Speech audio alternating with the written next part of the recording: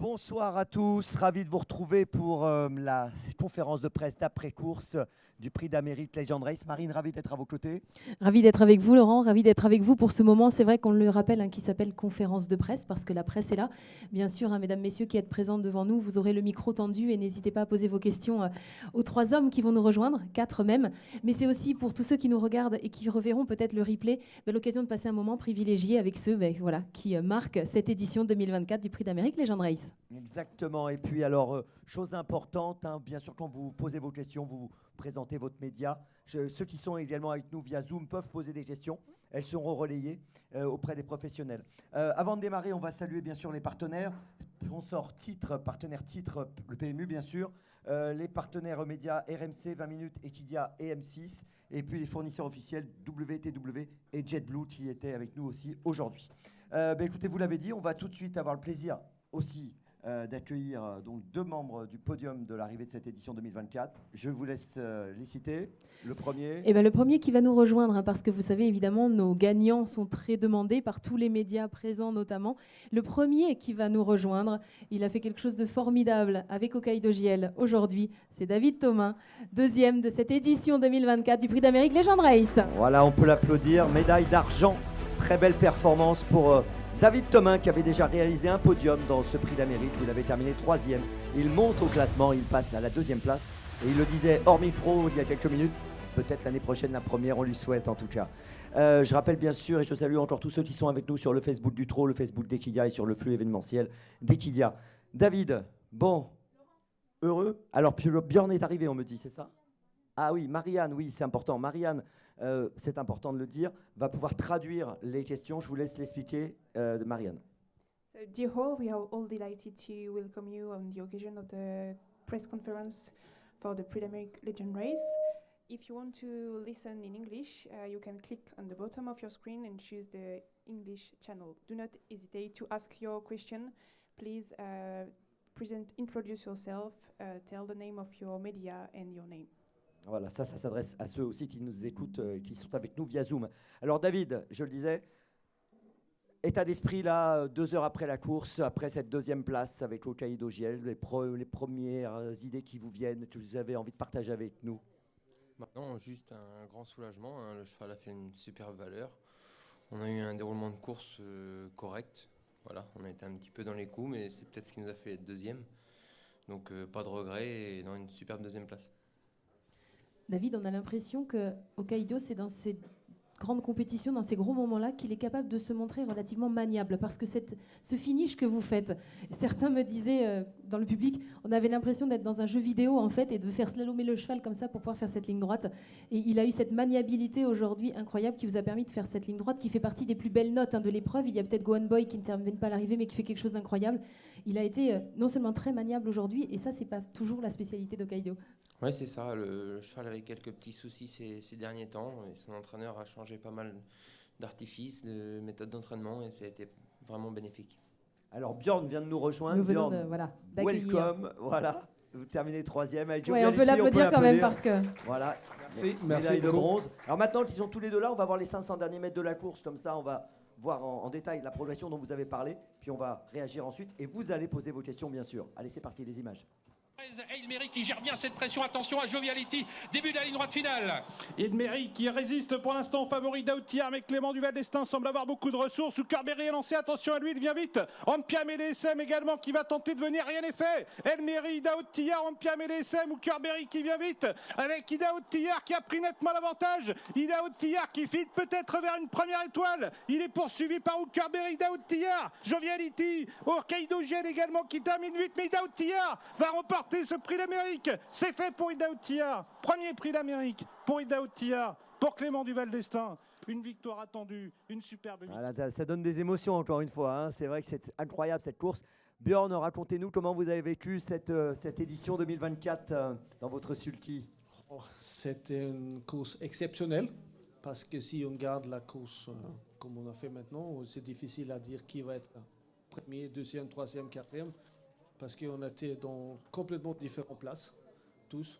Parce que normalement, c'est toujours quelqu'un qui suit l'autre et pour être deuxième ou gagner au deuxième, troisième. Mais cette fois, c'était complètement différent. Et bien sûr, je suis très content d'être troisième. Je voulais bien être deuxième, bien sûr. Mais aussi, comme Romain Darieux, il a volé pour finir. Il a nous passé, nous deux, jusqu'après le photo. Je suis content d'être troisième quand même. Ah oui, c'est vrai que ça s'est joué à peu de choses, Marine, pour la deuxième place. Ah mais à très peu de choses. Et puis c'est ça qui fait la grande course que c'est aussi, c'est qu'il y ait cette bataille derrière et qu'on se dise mais qui. Il faut rappeler aussi que Joviality, c'était la seule 5 ans au départ de cette épreuve. Et c'est celle qui porte presque à elle toute seule la dimension internationale de cette compétition. Joviality, elle est suédoise, mais on l'a connue aux États-Unis faire des choses incroyables. Deuxième de l'Anglo-Tonian notamment, quand même, face aux meilleurs mâles outre-Atlantique. Et puis aujourd'hui, Inter-Française, elle est venue faire un exploit parce qu'on l'a beaucoup vue dans cette course. Elle a toujours été quand même dans les premiers postes. Elle a vraiment joué à valeur égale avec ceux qui étaient là aujourd'hui. Elle a fait quelque chose de sensationnel. On aurait pu imaginer qu'on prenne la décision d'aller vers le prix Bold Eagle, par exemple, pour la génération des 5 ans, ce groupe 1. Et l'entourage avait décidé d'aller vers le prix d'Amérique et ils avaient bien fait. Vous savez comment la décision avait été prise? C'était juste en se disant, on a une jument, quel niveau du prix d'Amérique? On y va, tant pis, elle a 5 ans, mais on tente le coup, on tente le tout pour le tout. Ou c'était très calculé, il y avait une véritable confiance? Oui, c'est ça. C'est le propriétaire qui est là. C'est un ami à moi depuis 30 ans. Et lui, il a créé les sociétés d'Unibet. Il est un grand joueur comme ça parce qu'il aime de prendre un peu de risques. Et il m'a dit que j'aime ma jument et elle est en bonne forme. On peut courir par sécurité le samedi ou on peut prendre un peu de risque pour essayer de battre les meilleurs. Et lui pense que la jument elle est en bonne forme et c'est la chance, elle est frais, c'est la chance pour le faire. Et on a le fait quand même.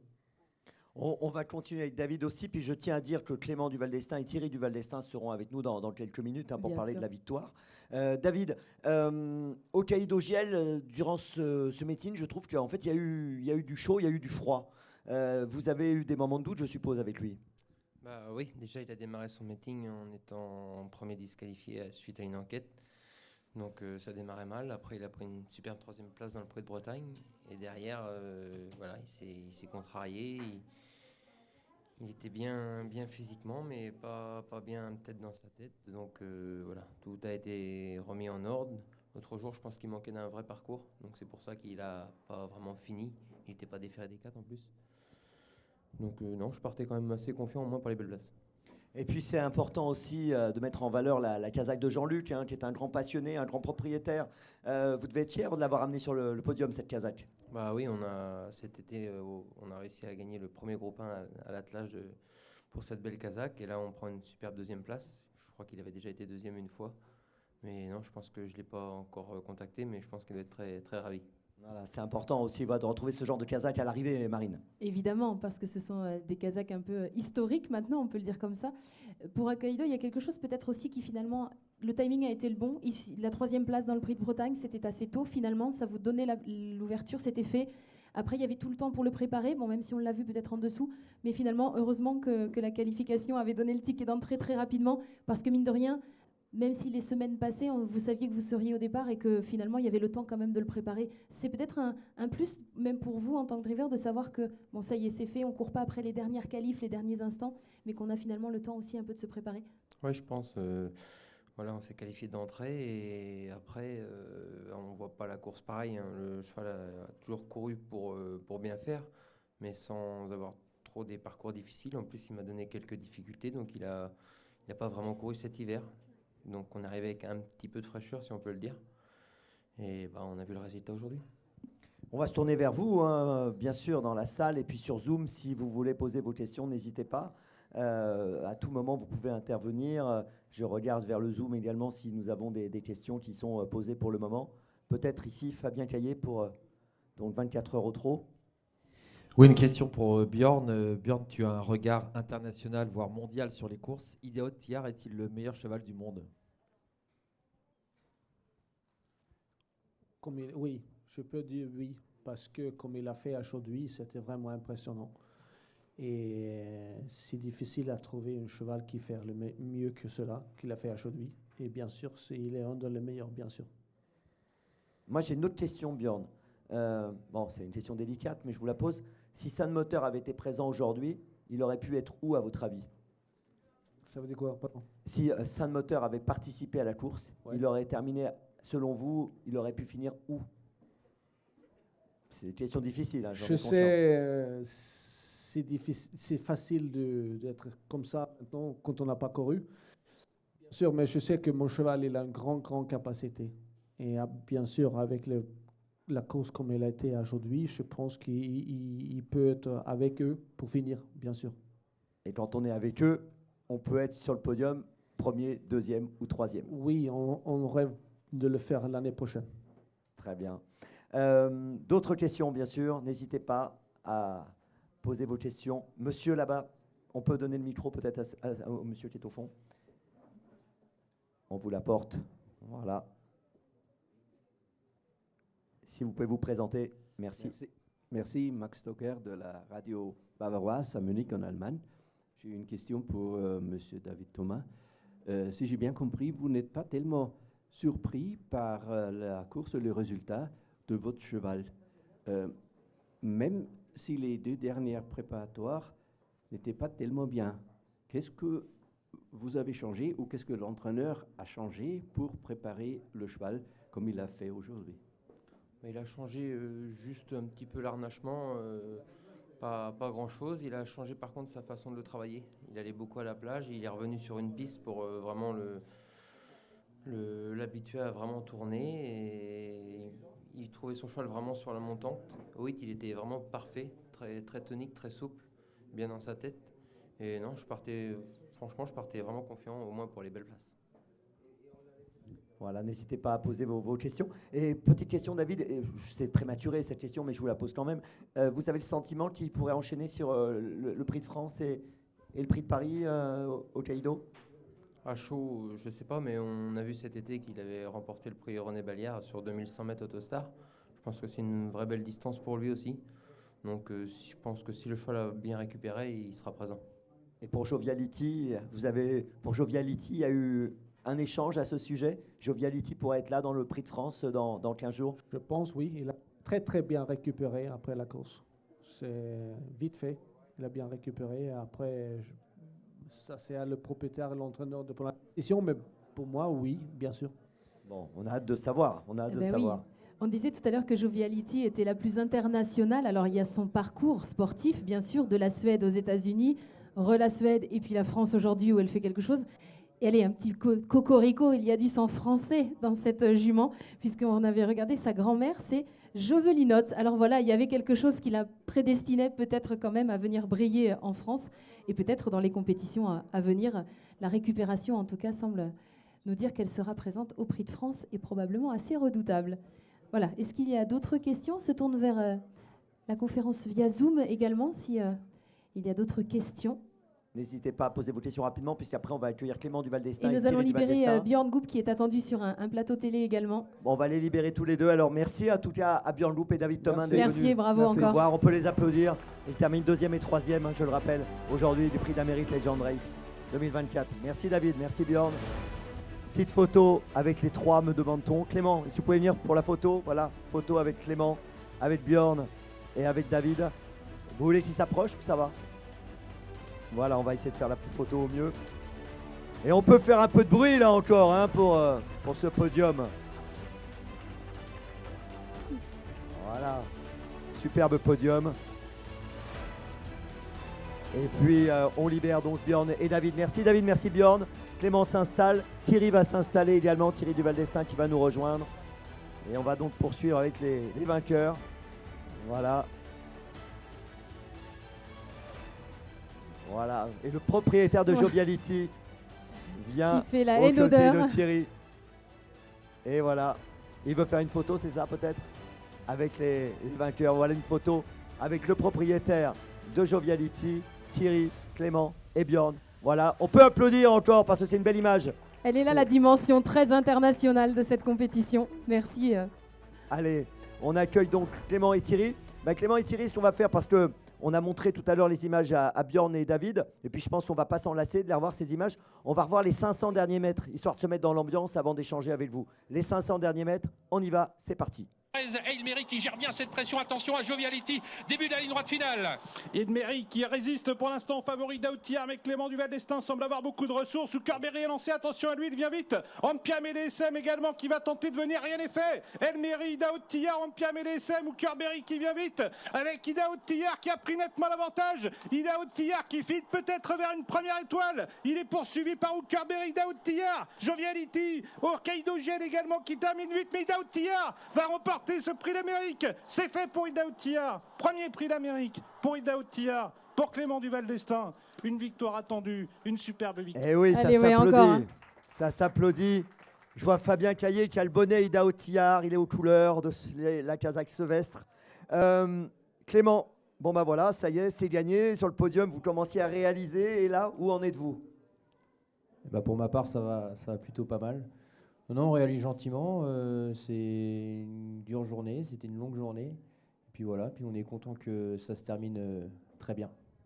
Ce qu'on disait avec Thierry sur le podium, c'est ce qui est très long et ce qui est forcément le moment le plus délicat, c'est tout ce qui se passe les jours précédents, surtout en ayant les petits aléas que vous avez eus. Même si je vous sentais serein jeudi lors de la conférence de presse, forcément, chaque jour qui passe se rapproche du moment de la course, c'est bien. Voilà, on savait qu'on avait un cheval un petit peu hors norme. Maintenant, fallait pas la perdre. C'était une course très dure quand même.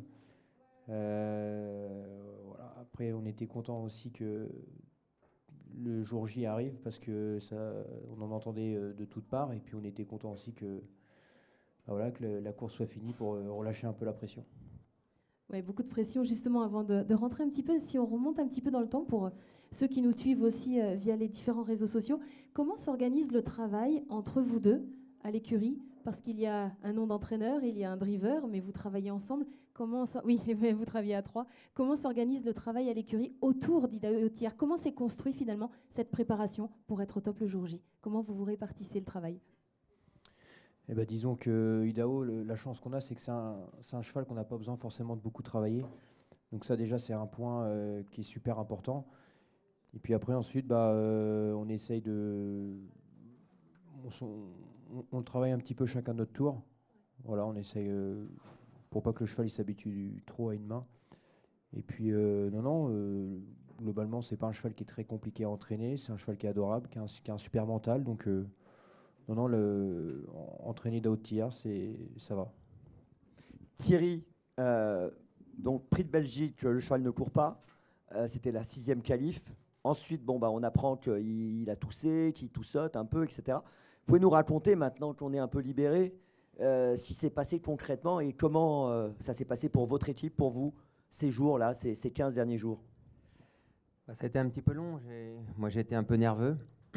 J'étais anxieux, tout ça. J'avais un peu de peur. Enfin, j'avais beaucoup de choses. Et puis oui, on a eu même 2 contrariétés en vérité. On a eu une autre qu'on n'en a pas parlé. Bon, c'est des petites contrariétés, mais on en a eu 2 en vérité. Et lundi matin, on a travaillé chez nous. On était en dégel.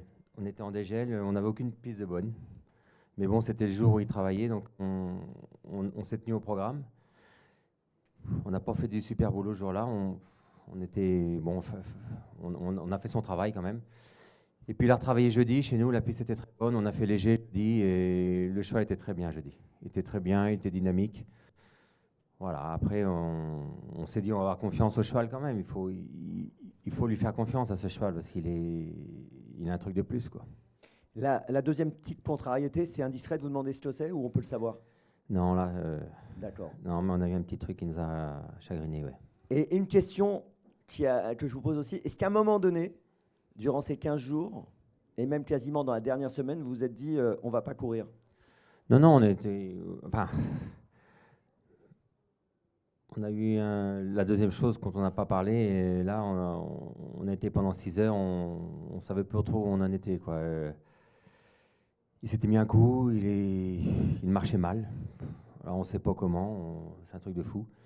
Et on lui a fait de la glace, on l'a mis dans le spa, on a fait de la glace. Et puis le lendemain, ça allait très bien, donc on a eu un gros coup de stress. Voilà.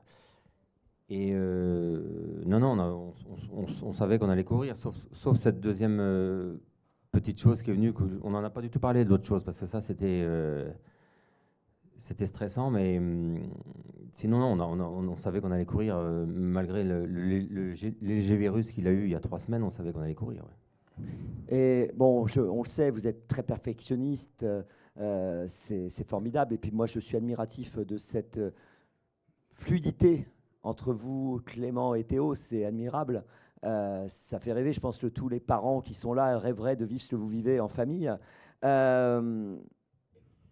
La tension, parce que l'époque de Reddy Cash, c'était particulier aussi quand même. Reddy Cash, il n'était pas de tout repos. On peut faire un lien entre les deux? Bah, ils ont beaucoup de points communs avec la vitesse, la dureté et la ferrure. Voilà, c'est les points communs.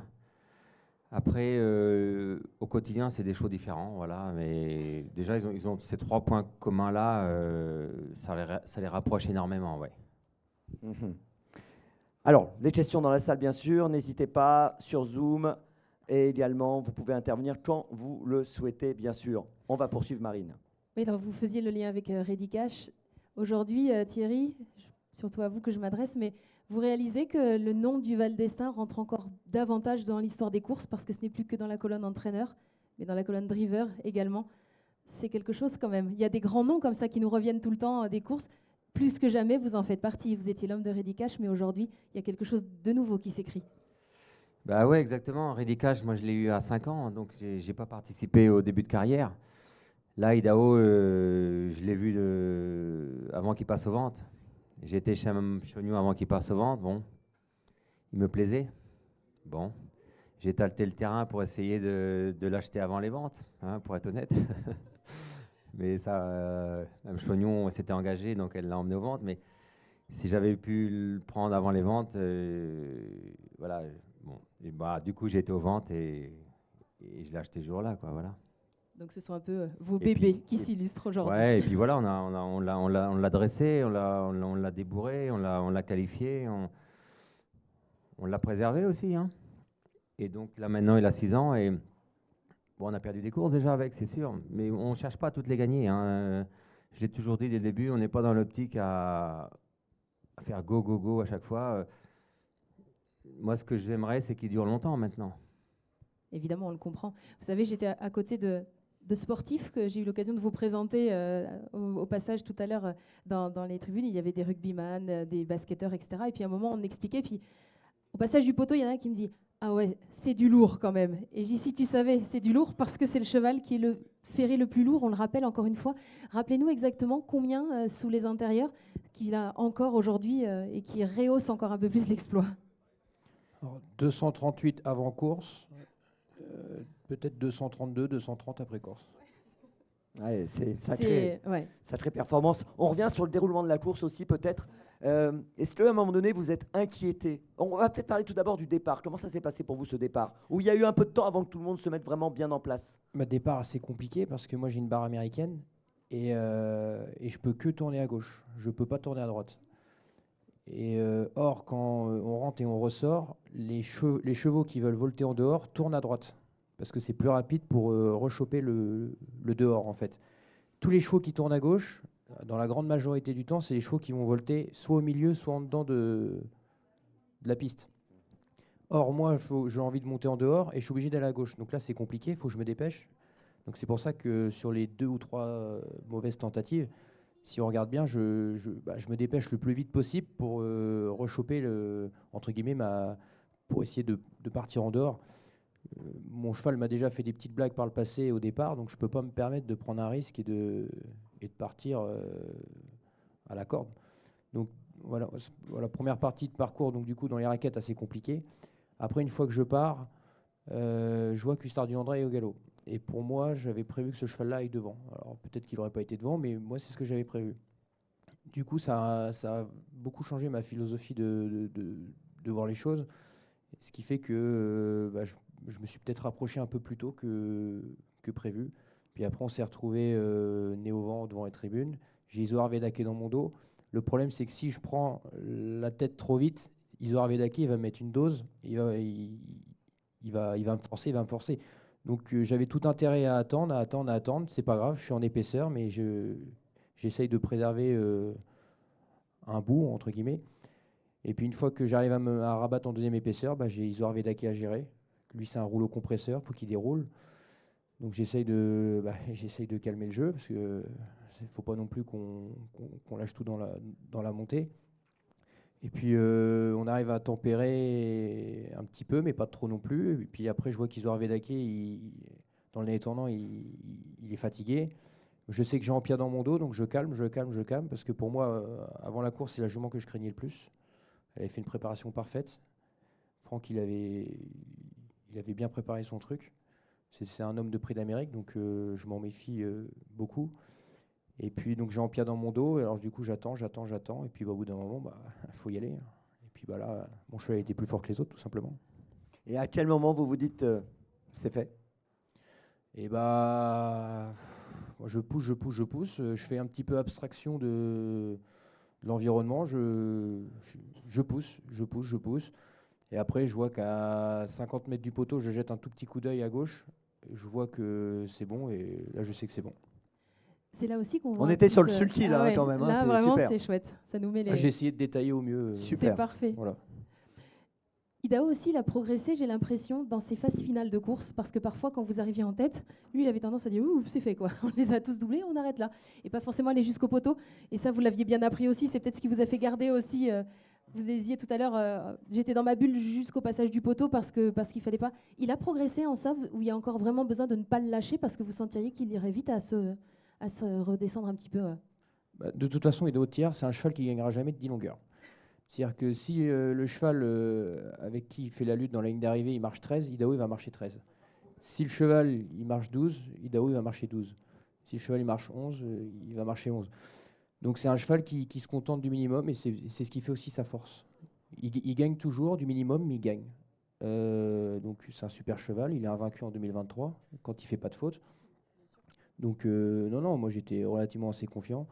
Les 3 dernières courses, on avait essayé de le mener au millimètre, parce qu'on savait que cette course-là, ça allait être du costaud. On savait qu'on irait au combat de bonheur.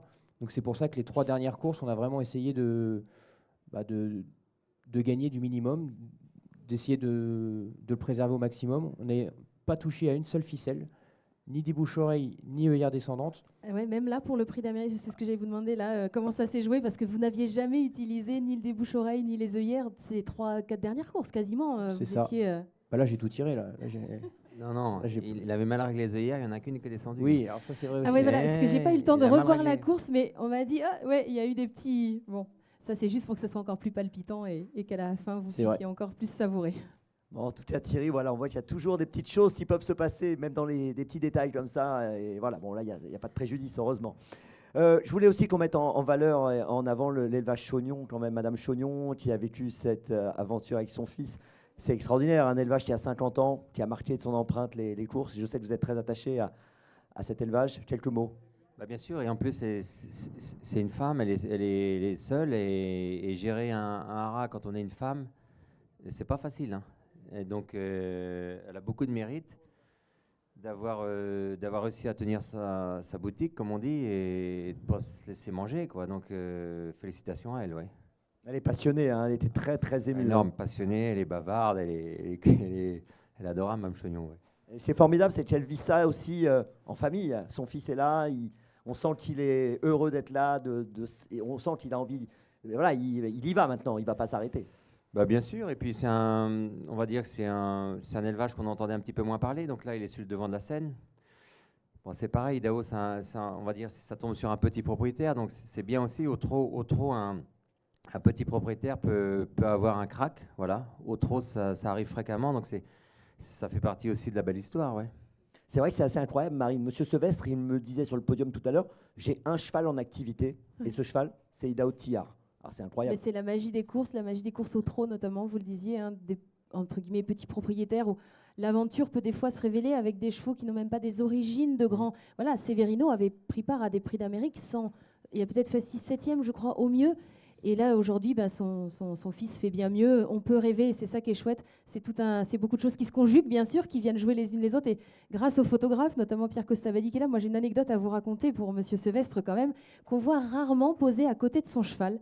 Parce qu'apparemment, il était convaincu que son cheval ne l'aime pas et que dès qu'il est à côté, il le mord. Je ne sais pas si vous aviez été témoin de ça tous les deux.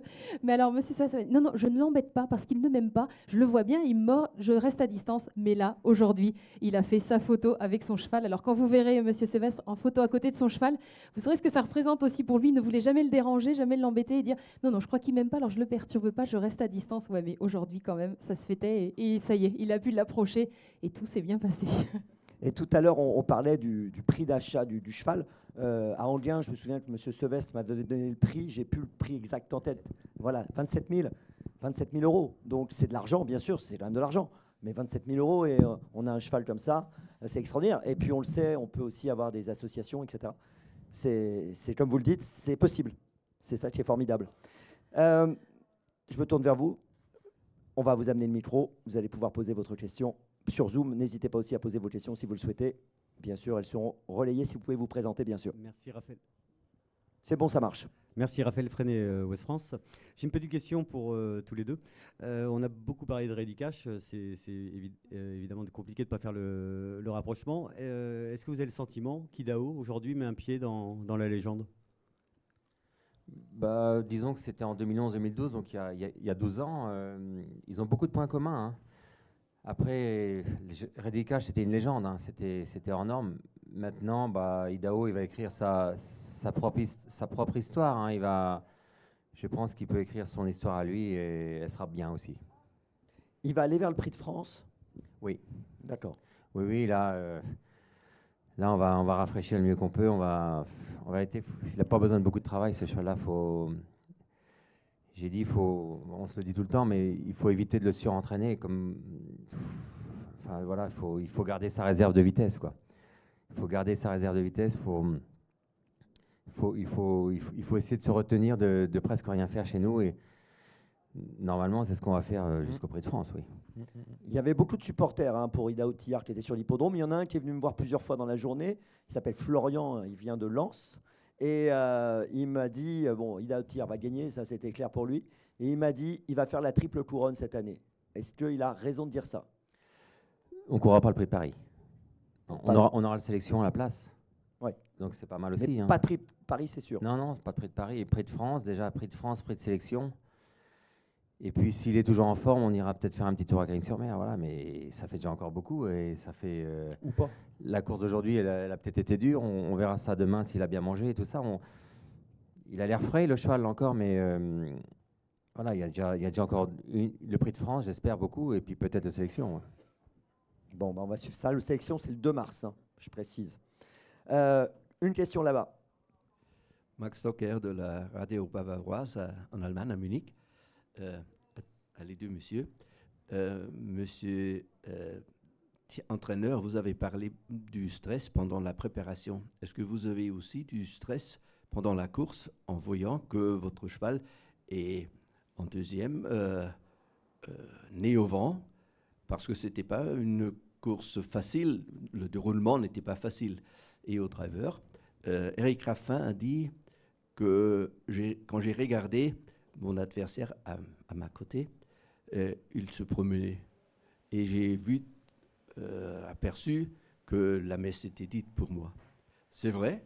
Vous étiez en promenade pendant un moment, pendant le parcours? On va dire que dans la montée, moi j'avais beaucoup de gaz.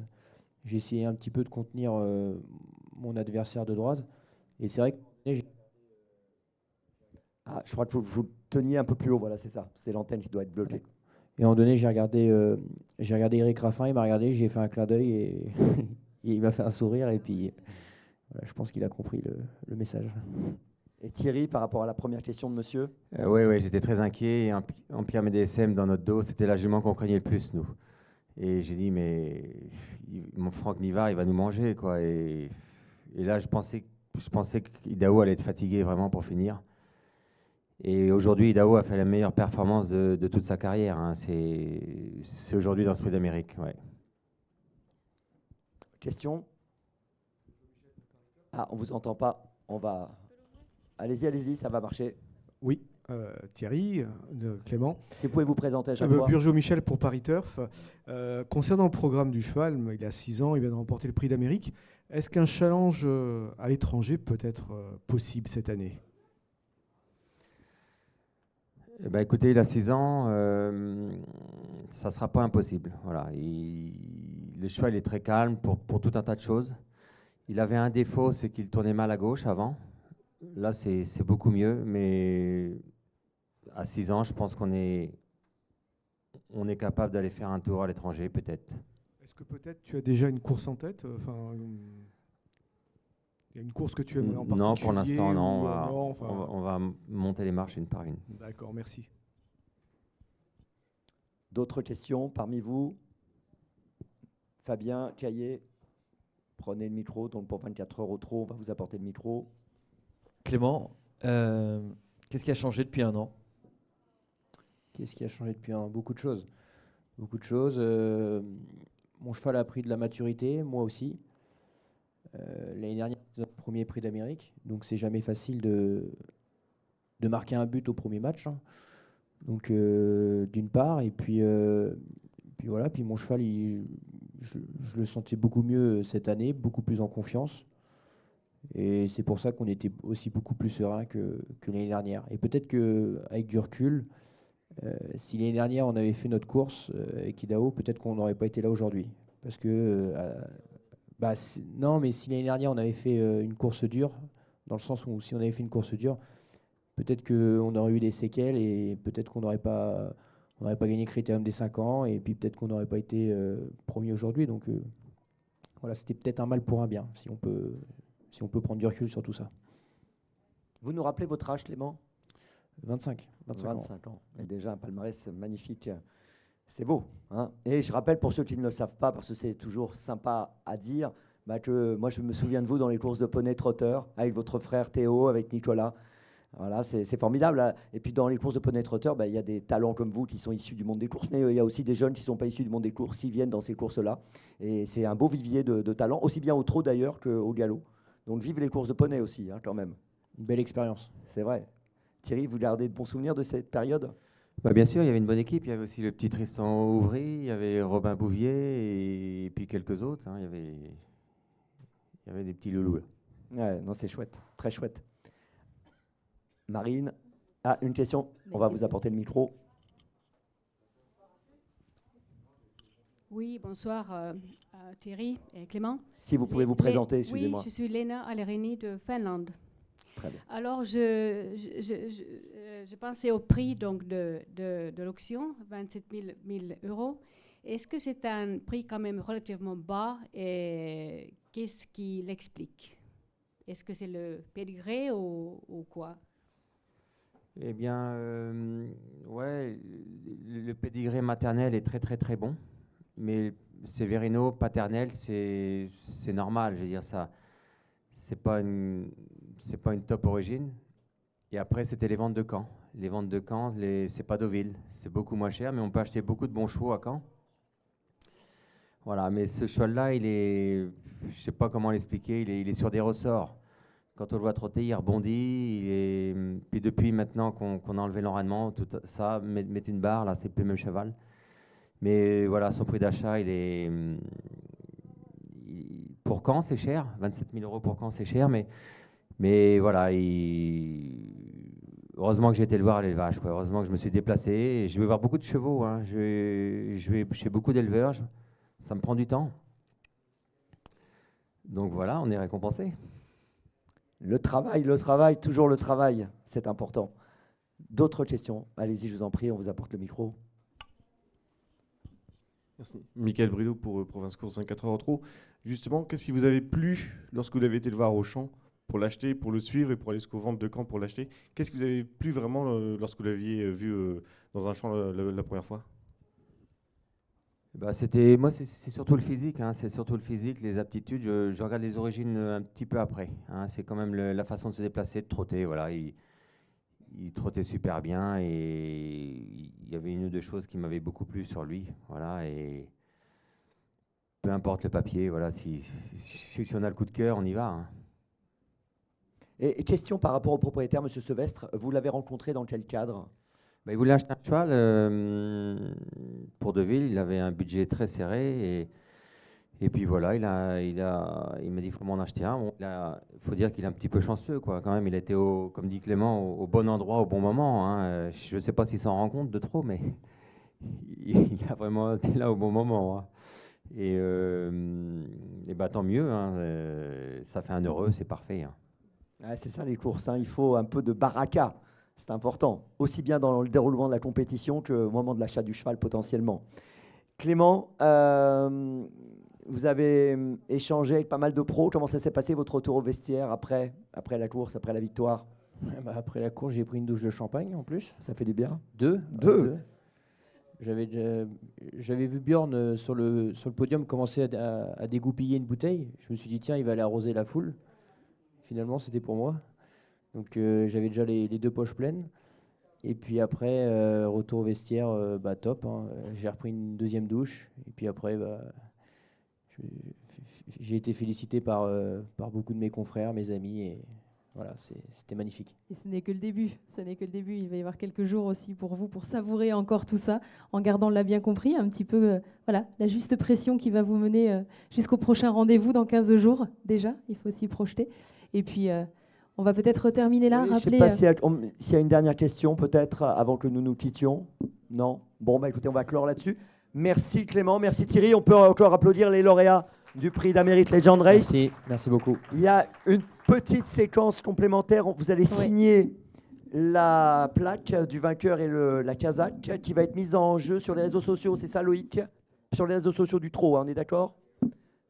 Hein, c'est bien ça, Loïc? Sur les réseaux sociaux du Trot. Pendant que la signature se fait, Marine, on va quand même rappeler encore et remercier nos partenaires. Donc, je reprends mes... Pendant ce temps-là, moi, je vais remercier les 36 000 personnes qui ont fait le déplacement aujourd'hui pour applaudir nos champions. Il y avait 36 000 personnes qui vous ont acclamé aujourd'hui. Et merci à eux aussi d'avoir fait le déplacement, d'avoir profité de toutes les animations. Les partenaires, bien sûr, très important aussi. Alors, PMU, bien sûr, partenaire titre, partenaire média RMC 20 minutes, Echidia et M6, et fournisseur officiel WTW et JetBlue. Et puis, vous savez, petit clin d'œil pour terminer. Quand on remonte l'histoire des courses pas très loin, un certain Bold Eagle n'avait pas couru le prix de Belgique, était venu gagner le prix d'Amérique. Un certain FaceTime Bourbon n'avait pas pu courir un prix de Belgique, était venu gagner un prix d'Amérique. Alors, on vous souhaite la même chose que ces champions-là pour la suite. Ça va donner des idées stratégiques à certains pour l'avenir. Merci encore à tous. Merci à vous. Bravo. Très bonne soirée et à très vite à Vincennes pour d'autres beaux moments. Oh oui, le meeting dès dimanche continue, prochain. hein, dès dimanche prochain et tous les dimanches à venir. Ne manquez pas la suite du meeting avec nous. Bonne soirée à tous et merci à toutes les équipes de la communication de la SETF qui ont organisé tout ça.